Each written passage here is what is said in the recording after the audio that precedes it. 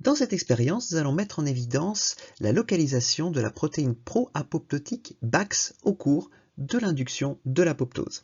Alors là, nous avons des cellules en culture, des cellules de l'épithélium pigmenté rétinien humain, mais qu'importe le type de cellule, ça va être une voie de signalisation assez généralisée dans les différents types de cellules. Et ces cellules ont été transfectées avec deux vecteurs d'expression.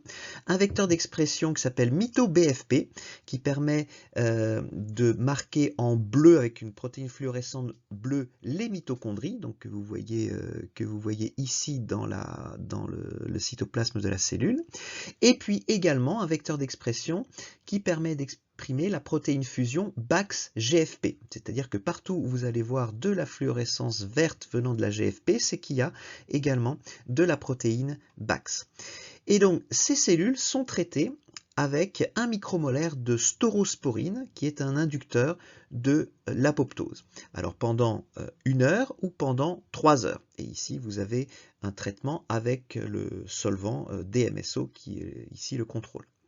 Et donc ce qu'on observe, c'est qu'avec le traitement avec le contrôle, eh bien, on a BAX qui est présent dans le cytoplasme de la cellule, même on le voit dans le noyau, il n'est pas particulièrement localisé sur les mitochondries. Mais en présence de staurosporine qui va induire l'apoptose, on voit que la présence de BAX diminue dans le cytosol et il est de plus en plus concentré dans les mitochondries qui maintenant ont une coloration bleu-verte et c'est encore accentué 3 heures plus tard par la suite. On n'a plus du tout de marquage dans le cytosol de manière générale, mais un marquage qui est présent quasi exclusivement associé avec les mitochondries.